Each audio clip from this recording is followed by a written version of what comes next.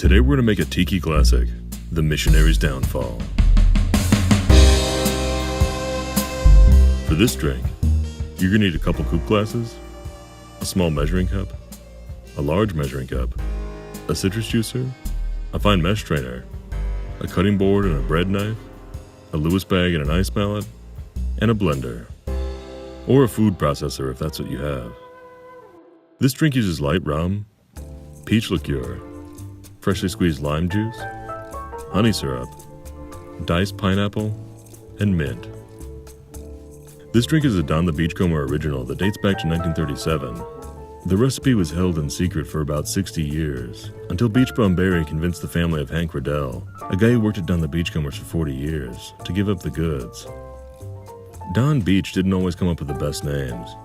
The drink that inspired Trader Vic's Mai Tai, the QB Cooler, comes to mind. But he had a lot of good ones, and with this one he was particularly successful. Donn created Tiki culture, and a big part of the exotic experience was the fantasy, the spectacle, and the mystery that tantalizes the imagination. All of those qualities are embodied in the name of this drink. It evokes the forbidden and the taboo, the temptation to find out just what was behind the missionary's downfall. What made him give in?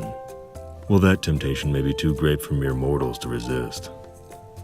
The recipe was most certainly inspired by Donn's time spent in the Caribbean. The drink is a tiki-fied version of a frozen daiquiri.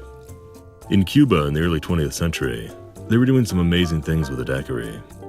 Donn took that concept and made it even more exotic. He split the base spirit, added pineapple and mint into the mix, and used honey for the sweetener. The rum is up to you. Just choose a good one that you'd like in a daiquiri, and it'll work in this one as well. Peach liqueur is a little esoteric. There isn't much call for it, even among tiki drinks. So if you want to swap in the more frequently used apricot liqueur, it won't be the exact same thing, but it'll get you in the ballpark. And I won't tell if you won't. Martin and Rebecca Kate present a different version of the drink in their book Smuggler's Cove. Their version is based on the Trader Vic's version, which is blended and double-strained. It's a good variation, but I almost consider it a different drink. And fittingly enough, it has a different name, the Aku Aku. This is a delicious and deadly drink. It's like a fruit smoothie.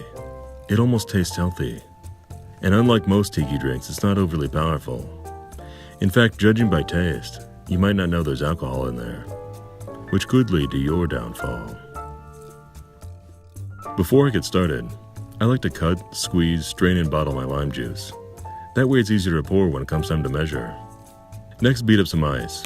Add the ice cubes to the Lewis bag and roll it up. If you don't have a Lewis bag, you can use a bar towel. Just fold it up so the ice can't escape. With the Lewis bag rolled, beat it like it's a Michael Jackson song. Then measure out 6 ounces of crushed ice and set it aside. Chill your glasses with ice and water, then set them aside. Cut your pineapple down into small chunks. You want the chunks to be about the size of a sugar cube. Next, measure out 1 ounce of honey syrup. Add that to the blender. Measure half an ounce of lime juice. Add that to the blender. Measure half an ounce of peach liqueur. Add that to the blender. Measure 1 ounce of light rum. Add that to the blender. Measure 2 ounces of tightly packed mint leaves. Add that to the blender. Measure 2 ounces of pineapple chunks. Add that to the blender. Then add 6 ounces of crushed ice.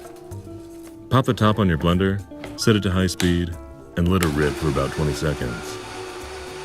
Dump the ice and water from your coupe glass, and pour the contents of your blender unstrained into your chilled glass.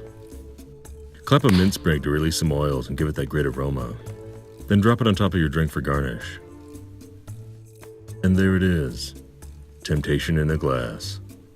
Missionary's Downfall. Akule Maluna. Click here for more videos. Be sure to subscribe. And check us out on Facebook, Twitter, and Instagram. For links, more info, and the printed recipe, check out the description below.